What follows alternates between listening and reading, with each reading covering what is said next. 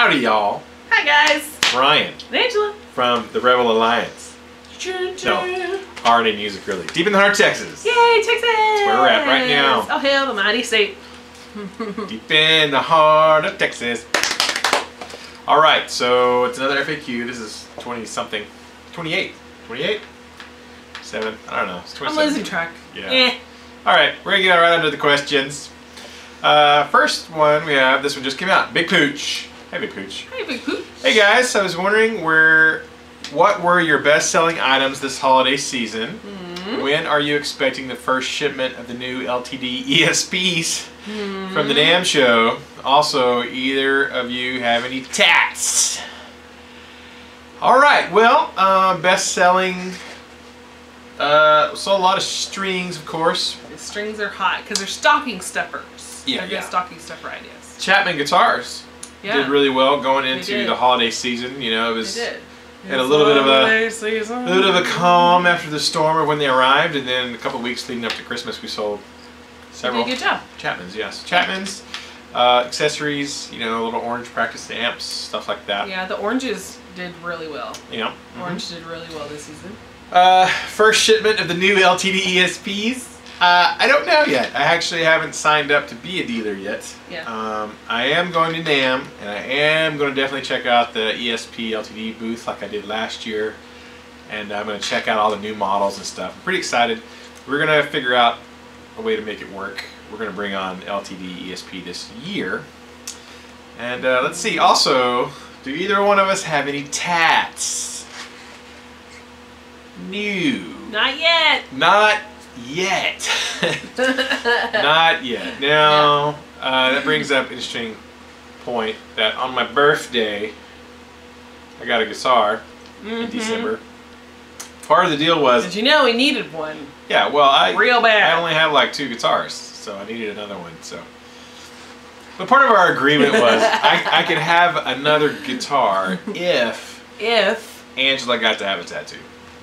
So Angela's gonna get a tattoo that I've been wanting for literally 18 years. Yeah, since you were 18. Yeah, I've been wanting one forever. Yeah. Forever.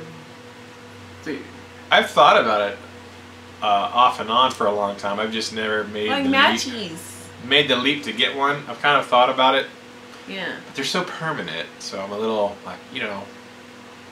want to make sure it's the right thing. So she's gonna get one probably before I do, but yeah. Well, we will video that when it happens. That'd be great. People would love that. Yeah. Yeah. Thanks, Big Pooch. All right, next, BS Draven. Hello to the fine folks at RNA Music. I have a question. Sorry, Angela, this one is geared more for Ryan. I've been a 6-string guitar guy since I began playing. I developed an itch to play a 7. I'm unsure where to start. Most companies make 7-string guitars anymore, however. I would like a hardtail, which seems to be an issue. I know I could block the trim, but I would honestly just prefer a hardtail. Looking for a mid-range 7. Under $1,000 would be nice. Thoughts? Yes, I have some. Well, there's actually a lot of 7-strings out there, and a lot of companies making them.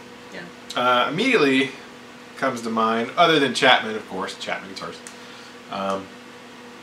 Both the 7 strings from Chapman, the T and the S. We have a couple of T's here. I think they're really cool. And they're definitely under that $1,000 range for certain. Schecter has a pretty extensive collection of 7 strings, and they have them starting off. Well, in USA, they have some starting off right around $400. I think $450 maybe. So like the Omen series 7s. A lot of 7 strings really with Schecter. Schecter and LTD, and then Washburn, the new Washburn Parallax stuff, if you can get a hold of that. They have a few different 7s to check out. So those would be my 4 choices. I would check out the Chapmans if you can get your hands on them. Check out the Schecters. Ibanez always makes a lot of 7s too, but Schecter's been carrying the flag for 7s for a long time.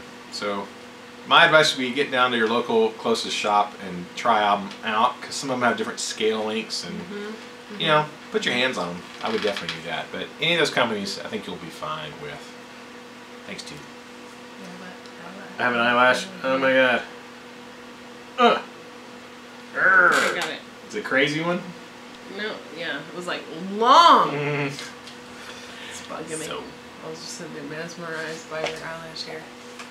I got my camera fixed. Hopefully that won't be shaking. So. Next, Unquiet Dave. Hey Ryan and Angela, Happy New Year. Happy New Year. Nobody stays the same forever. My wife and I were just talking about how we all change and develop over the years. You both spend a lot of time together. We do. Yeah, we do. And we really do like it. We do. You clearly enjoy each other's company. That's true. Angela, what is the most standout thing you've learned / noticed about Ryan during the past year? Ryan, same question, only about Angela, obviously. P.S. Angela, I think your sign-off should be something like, sing loud, sing proud. Nice. All right. Most standout thing you've noticed about me during the past year? I was trying to think about that because we read this when he posted it. Brian's a very steady person. What you see is what you get. He doesn't like change too much. He likes consistency and continuity. And for instance, he's ordered the same thing at Chili's since we were dating. Other than one other thing, but seriously, maybe that happened twice the whole time we dated. Maybe 3 times. I don't even know that many times. Yeah, that's maybe what I'm saying. Once. So it's like he's very consistent. So he's the kind of guy that will come to your aid. He's very loyal. So he's not full of surprises, really.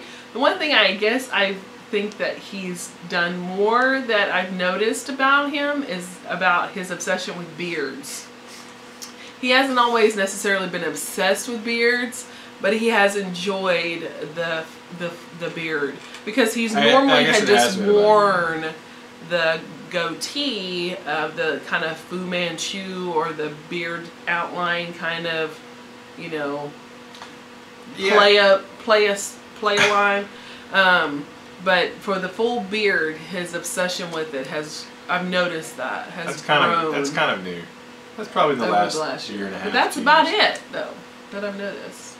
That's a good one, I guess, because I have always had a goatee of some kind ever since I was out of high school. Yeah. Or the James Hetfield chop thingies or whatever. Old school. Anyways. The beard is kind of a new thing, I guess. The consistency of a beard. Now, you've grown it out, I've grown them and many times through I haven't had a relationship, but not like this level of beard. Like, it actually has a sweep. It sweeps. It, like, sweeps. Because I can do this. He has, like, the full, great big bushy beard. Great big bushy beard. Which I love. I love his beard. It's beautiful. It's nice. He has a nice good beard. But, yeah, his obsession with it, I think that would be it. Yeah, nothing. I don't think I've changed much. I don't know. Same thing with Angela. She's pretty consistent. She's pretty level and steady. So I don't know that anything this year I've noticed. You haven't changed any. Yeah. I don't think. Not in a year. Yeah. Now maybe I should ask, like, how is Ryan different now than he was 15 years ago? You might get a better answer, but you know, in the last year. Even then, really, other than just more mature, but we still make the silly jokes, and we still just like to have a good time. We still have fun like we are 18, anyways. So. You were 18. But no, I think that we're pretty consistent. Other than my crocheting stuff. Oh yeah. You've become more obsessed with crocheting this last year. Yeah. Well, I'm getting paid. She's getting paid. Yeah. That's the new thing. I got more beard this year, and she crochets a lot more. Yeah. That's changed. That's the one thing. Or does that make us old? That was like the oldest thing. We're 80 now. I grew a beard. And proud. Crochet. Wow. Nice. Thanks, dude. We're still in our 30s. Yeah, we're still 30s. Dadgum. 30-something. There was a TV show. Yeah. All right, next, Mermels. Yeah, 30 years ago. You like Hot Fuzz over Shaun of the Dead? Yes. The only funny part in Shaun of the Dead is whenever they're singing to the moaning of the zombies. That's the only funny part. And him jumping the fence. Was that in Shaun of the Dead? Yeah. Him trying to jump the fence. And then in Hot Fuzz, he actually jumps the fence. Yeah, very well. So they play off of both movies. The jumping of the fence scene. he doesn't make it, but he wants to always jump over the fence. He goes, I can make it, I can make it, I can make it. But in Hot Fuzz, he does like a somersault. Like he does this flip over the fence. But he's probably that, seen it. He's yeah. probably seen it. But Yeah. I like it more. Yeah, we like Hot Fuzz. Not that I don't like, that I dislike Shaun of the Dead. I just like No. Hot Fuzz more. Yeah. It's more funny. Out of all the zombie movies, you know, Shaun of the Dead isn't at the top. It's no Walking Dead. It's no Walking Dead. It's no Zombieland. Zombieland's pretty funny. So there you go. Yes, we do. CCH Craig. Hey, Ryan and Angela. Ryan, what's your metal friend playing with Brantley Gilbert? Oh, was your metal friend playing with Brantley Gilbert on Rockin' Eve? Angela, your sign-off should be Crochet today after Ryan says keep music alive. Yeah. Actually, it was Noah Henson. He used to be in the hard rock Christian metal band Pillar, who are awesome. Yeah. And I got to know those guys when we lived in Tulsa. I love those dudes. Yeah. Great guys. Yeah, Noah is like big old dreadlocks. And like he's the one like headbanging with the dreadlocks, flinging it up back and playing forth. the PRS. Like Noah like loves Pantera and Meshuggah and like all these metal bands, and he's playing country. Yeah. But you know what? Hey, gotta pay the bills. And the drummer I noticed for that band has a mohawk, so I thought that was kind of funny that a lot of the newer country guys are definitely rocking it out a little bit more. So yeah. There you go. The 888999. Hey guys, that's a great screen name. Yeah. I was the 888999. The 888,999. Hey guys, I was wondering about your thoughts on Fender Jaguar Classic Player, single coils versus a Chapman M01 Ash. I'm looking to play a mix of prog rock, math rock, and post rock, but the heavier side of those genres. Thanks, Tyler. P.S. Hope to be visiting your shop in a few months. Hey, thanks, Tyler. It'd be great to have you here, man. You like that? Fender Jaguar Classic Player. I haven't played one. I have not put my hands on one, so it's hard for me to give you a fair comparison. Yeah, honest answer with that. Yeah, so I don't know. I'm not a Fender dealer. Probably won't be one for any considerable amount of time, but I don't know. I know you could definitely do that kind of stuff on the ML1 because the humbucker. I don't know, does the Jaguar Classic... oh, it's single coil. You're always going to get better rock stuff, I think, out of a humbucker, for sure. So maybe the Chapman. Yeah. There you go. I'm not a big Fender guy, really, so there's not a lot of Fenders that really float my boat, so there you go, man. Float his boat. Float my Star Destroyer. Alright, Big John. Howdy, Ryan and Angela. Do you guys have anything in Skunk Works upcoming in 2015 that you have not talked about, like expanding musical equipment brands, Lolly Clan, accessories, lessons? Do you have anything super secret? I don't think so. I've talked about adding LTD ESPs. Yeah, we've talked about expanding the shop a little bit. Yeah. I mean, there may be a point. It's not in the works, but we've talked about it. Yeah. Oh yeah, I mean, there's stuff that's been in the plans for a long time since the beginning. Mm-hmm. It's just the timing thing. So it might happen. We might expand the shop a little bit. Yeah. Convert part of our loungy area into more lesson rooms. But that's been. I mean, I'm going to the NAMM Show, so there's no telling what I'm going to see there that might float my boat. With as far as adding on new brands, I mean, the main goal is continue with Chapman Guitars, successfully this year. Continue with Washburn, obviously. Try to add in the ESP LTD stuff. That's my main goal, and we'll see what happens with the other stuff. Of course, continue with Orange. Add to our Orange stuff. Randall's got some good stuff. I'm pretty excited about some of the solid state stuff that things have going now. So maybe bring out some more of the Randall solid state stuff. But we'll see. Maybe I'll give you a little better report after NAMM. So thanks, Big John. Appreciate the questions. All right, Wes Rogers. Hey, Ryan and Angela. Ryan, I always see you wearing a hat or toboggan beanie. What do you have going on under all that headgear? My, aren't we curious? My actual question is this. I always have used a lot of pressure with my fretting hand, leading to slight changing the pitch by pressing too hard. Any suggestions for a solution? Thanks. I hope you guys have a great 2015. Wes. Thank you. Hope you do too. Yeah, Wes. Well, I have hair. It's in a bit of a weird... It's a little bit longer now that it's been in a while. Yeah, it has a long kind of hairy thing going on. Yeah, I got... He's hairy. It's going. Now, the nice thing is... It's not that gray. Yeah. I'm 39. I just turned 39. Yes. A couple weeks ago. Yeah. And I'm like the only dude in my family that's not super gray. Yeah. Now, granted, like my dad and uncles and stuff are all like gray because they're older gentlemen now. Yes, but they've been gray since they were his age. Yeah. When my dad was younger than I am now, he was pretty much mostly Solid. gray. I have a cousin who's 2 years older than me, and he's been like solid gray beard and gray hair like for a couple of years now. So I'll put up a picture.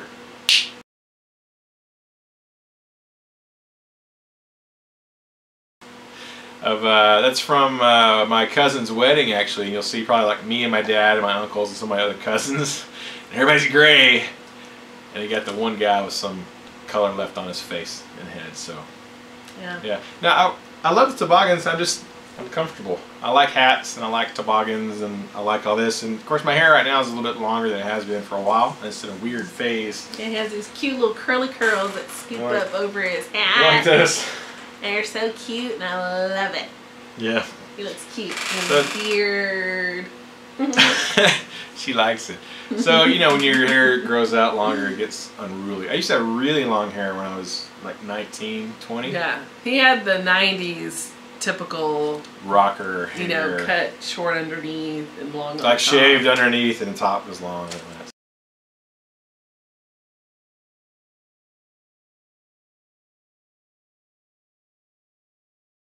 Yeah. So yeah. Foxy. I'm not being facetious. I really thought yeah, it was you sexy. liked it. I kind of stood out for East Texas. Anyways, yeah.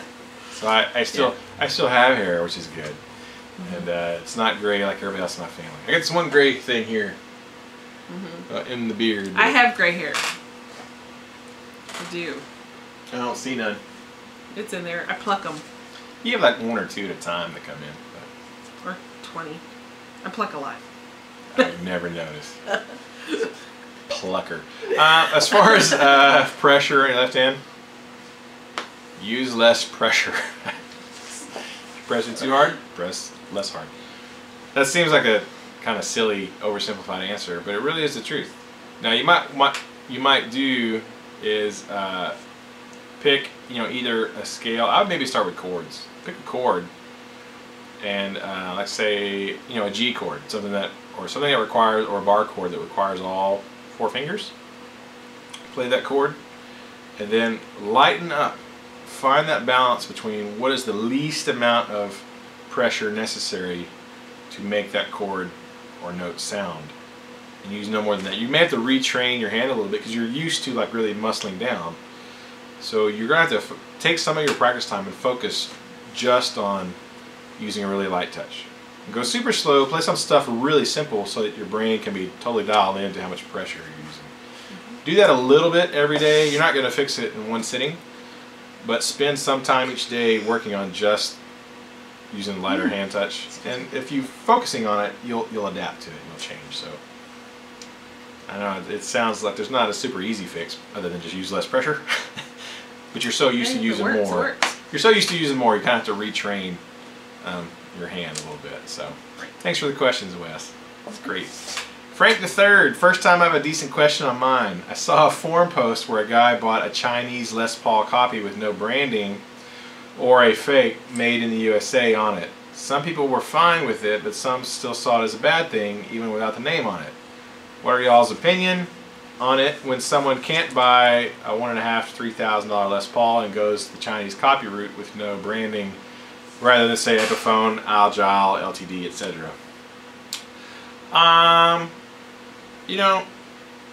If it doesn't have the branding on it, what's the point of getting it, I guess? Because it looks like a Les Paul. I doubt that it's better made than like an Epiphone or you know, an LTD or something like that, I would always kind of go, because you have no idea where that came from. It might have come from a factory where the quality control was really bad, or who knows. I would probably always choose a brand name with some recognition first, even if it's, you know, Epiphone, because at least Epiphone, like, well, you know, they're corporately owned by Gibson, so you are you're closer to the family. You're closer to having a Les Paul getting the Epiphone than you are getting just a knockoff Chinese one. So right. I don't know. That's kind of, obviously if they had wrote the Gibson name on it, you know, it was, I mean, that copyright stuff, that's silly. But, you know, depends on your budget. I mean, not everybody can buy a, you know, $1,500, $3,000 Les Paul. No. But, you know, I would probably choose something of a legit brand first. That's just me. Now, if someone wants to buy one and they know it's a fake, and you know it's a fake, and you're going to buy it and you're fine with it being a fake, then go ahead. It doesn't bother me if that's what you want to do. But I would probably go with some kind of brand anyways. There you go, man. Thanks for the question. Thanks, Frank. Led 500. Hi, guys. Hope your holidays were safe and awesome. Ryan, do you find the Tele ML3 bridges hard to do palm muting? Not that you'd want to play Pantera on one, but it would be nice to be able to. I'm just trying to figure out if I want to swap the bridge like the RC Signature ML3 or leave it alone. Have you noticed the ML3s have string hole alignment issues from E string to E string? It's been all over the Chapman forum. Thoughts or experiences? Angela, good horror pics. Night of the Living Dead. First, he wrote a lot. I'm going to get to a question. Romero. Have you seen Interstellar? No. No. I have not. I want to. Yeah, but I heard, like, has he seen it? Did he say? Yeah, apparently yes. Yeah, the Nerdist, I think, did a thing about the Interstellar and was saying how it was like, I mean, it was good, well put together and everything, but it was like a science class. So I don't know. I'd like to see Matthew McConaughey as an astronaut. All right. And I think Anne Hathaway's in it, and the little girl who played the daughter on Breaking Dawn, Twilight, Breaking Dawn, their daughter, the CGI, or the girl who played their daughter is on it as Matthew McConaughey's. And who else is in it? Michael Caine is in it. So it's a pretty good cast. So, you know, I don't know. I'll see. I just got around watching Gravity like a month ago, something like that. So we just now watched Gravity. I'm not really big into space films unless it has to do with aliens. If there are some kind of alien or alien-esque something or something that's close to an alien, I'll watch it. But just exploring, exploring space.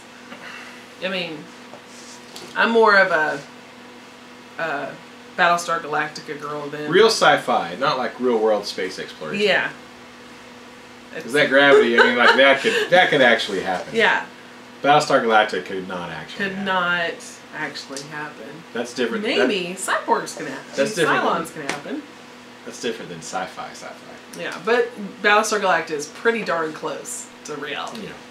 Pretty darn stinking close. It's no Star Wars. But yeah, I have. To answer your question, ET. no, I have not. But I would like to. Yeah. So. As far as the palm muting on the ML3, I have no problem with it. I've been able to do it. As far with the bridge, like it doesn't hurt my palm. It doesn't agitate my palm. I can still palm mute just like on any other guitar. Floyd Roses are annoying to palm mute on sometimes because if you use too much pressure, you're going to bend it. I mean, you can bend it out of pitch, like with a floating trim system. So you're talking about palm muting. If you can palm mute on a floating trim system, which a lot of guys do, you can palm mute on one of those just fine. You may have to adjust your technique. Like if you're used to being heavy-handed, heavy-palmed on stuff, you know, when you play like a Floyd, you got to adjust that. But I didn't find it difficult at all. As far as the string hole alignment things, I know what you're talking about. On the forum, there was somebody who got one that it seemed a little bit out of line. After seeing that, I checked over ours again, double-checked them, and they were not that. I mean, it was maybe not perfect, but I mean, really, really tiny amount. Not like the one I saw on the forum. But I have some friends who are techs, like repair guys, guitar tech dudes who have seen everything from everywhere, and I kind of asked them about it, and they said, "Meh, not that big of a deal." They've seen it on USA guitars, and they've seen that on every brand of guitar out there. It's not really, people are making a big fuss about it. It's not that uncommon. But it's not like it's something that never happens anywhere to anybody. And you know, and ultimately, does it affect the?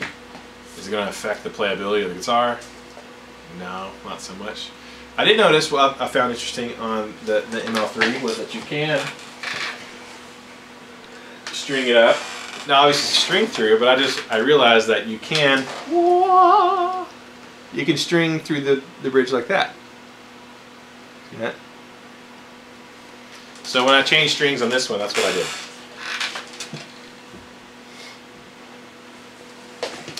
Instead of going through the body, I just did it through the tailpiece, classic style, which I thought was fine. But it's a good option.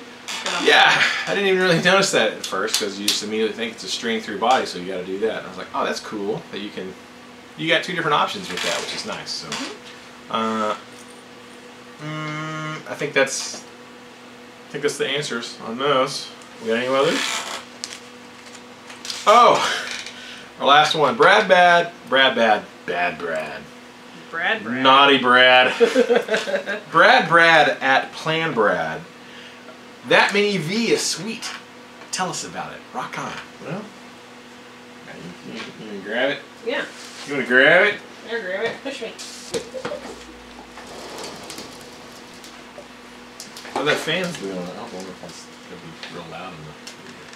It's too late now. Yeah, if you hear a fan in the background, it's because I got an extra heater in here. It's cold. It was like 19 degrees in Texas today. Like our son used to say, it's freebin. Freebin. It's freebin in Texas.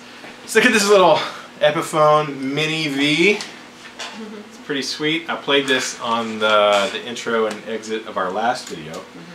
I bought this at Guitar Center in Tulsa for my son Nicholas when he was 6. Yeah, 2006. So it was like 2005, 2006, something like that. Yeah, he would have been 2006.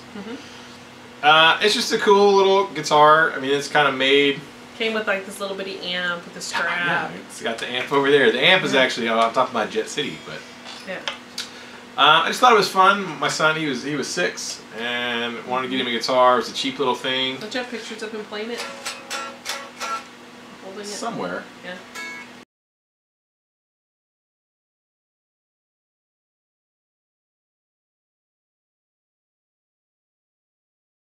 Oh yeah.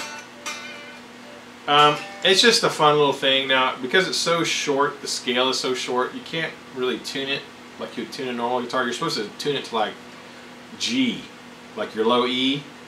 Really, it's designed to where it's, now that is a G, you know, so everything is tuned up like a major third from where it should be, which makes it hard if you're going to try to teach someone, they're playing on this, it doesn't really work too good. And if you tune this down to E, the strings are real floppy. Which is why I was having a little trouble playing it on the video last time, because I had it tuned to standard tuning. It was just, the strings were all over the place. But it's a great little thing. I just got it because I wanted to just hold it and just like walk around making noise with it. It wasn't silly. Yeah, it wasn't really for him to actually play it, you know. Yeah, it was for him to not touch Dad's guitars, so he can have his own guitar. So he wouldn't touch Dad's guitars, because he would want to try to pick him up. Yeah, he was too little. Wasn't strong enough, so this gave him enough to. He had his own guitar. He felt that he was playing an actual guitar. Yeah, so, and it is an actual guitar. So I mean, it is. I mean, you know, it's got a pickup.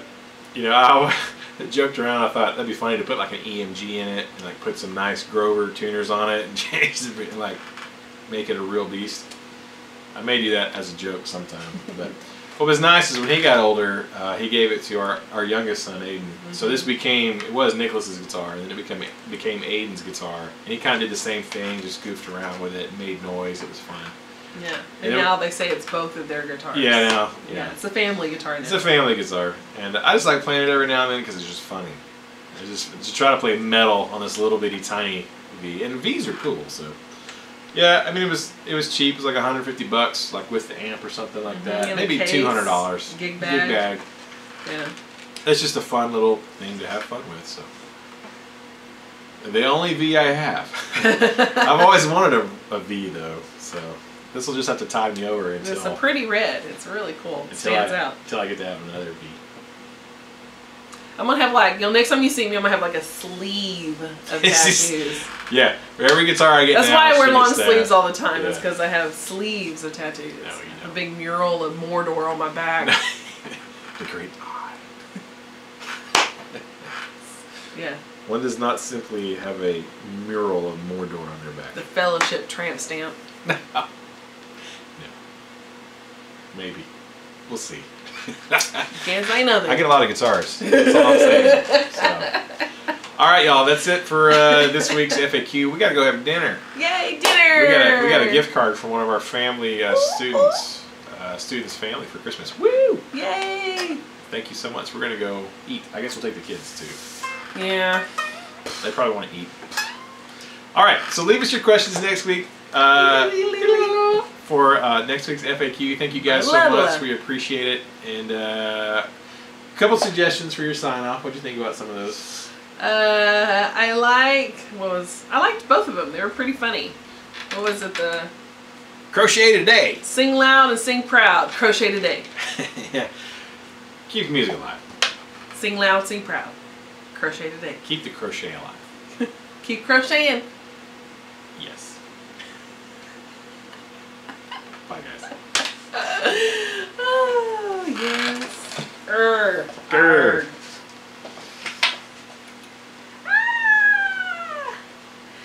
He's going to ask me a question. I gotta axe you something with my axe. Oh, no, you didn't. No, not this time.